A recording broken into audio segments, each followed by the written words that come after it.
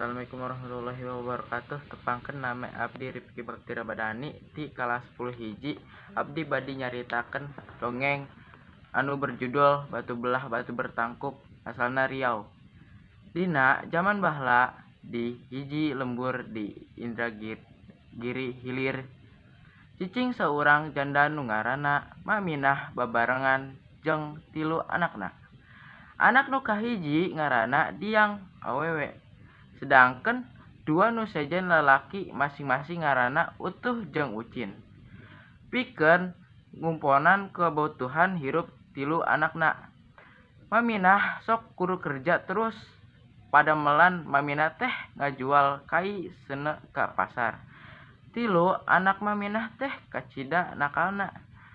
Maranehna teu hayang ngadengekeun nasihat Maminah.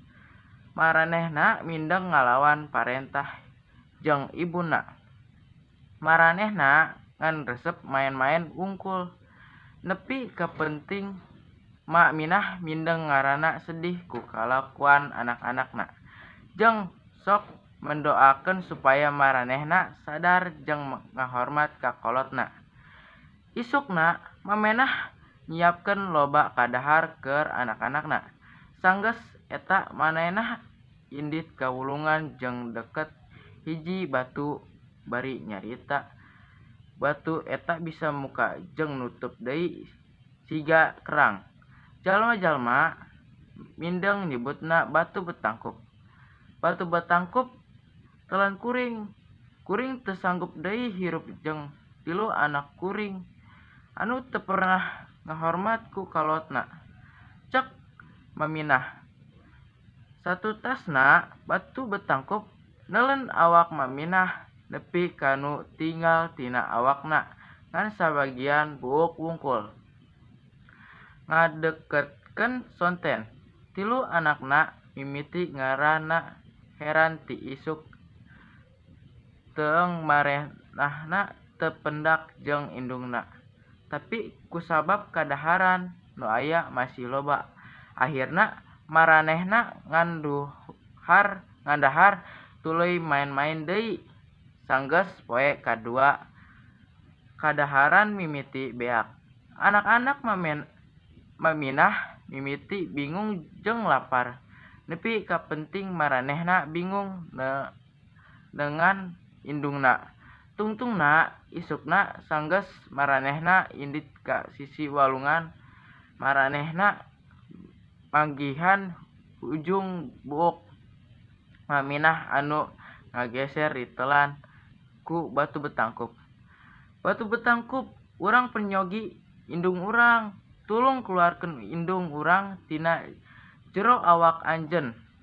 Cek maranehna bari ceurik. Henteu, aranjeun ngan pernyogi indung nalika lapor wangkul. Aranjeun henteu pernah mika nyaah jeung menghormat ka indung, jawab batu betangkup. Maranehna terus menatap jeung ceurik. Urang janji bakal ngabantu mika nyaah jeung ngahormat ka indung, cek maranehna. Tungtungna batu betangkup ngabulkeun ratapan 3 anak Maminah.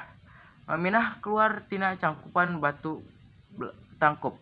Maranehna tuluy jadi rajin ngabantu indungna jeung mika nyaah ka Maminah. Tapi kabiasaan eta henteu lila tahan sabaraha waktu saterusna maranehna balik deui jadi kawas sameenehna resep maen-maen jeung teu hayang ngabantu kolot. Maminah deui ngarasa sedih. Manehna tuluy indit deui ka batu betangkup. Di sisi walungan, satu tasna manehna ditelen deui ku batu betangkup. Anak-anak Maminah tetep sibuk maen-maen wungkul, ngadeketkeun sonten. Ahirna maranehna yen indungna geus teu aya deui. Maranehna tuluy indit deui ka batu betangkup di sisi walungan. bari meratap mentak supaya indungna keluar. Tapi ayeuna Batu Betangkup geus ambek maranehna tuluy ceuk. Aranjeun memang anak nakal. Paneulsalan aranjeun ayeuna teu aya gunana, cek Batu Betangkup. Bari neuleun maranehna. Batu Betangkup tuluy asup kana tanah jeung nepi ka ayeuna henteu pernah muncul deui. Sekian dari saya. Wassalamualaikum warahmatullahi wabarakatuh.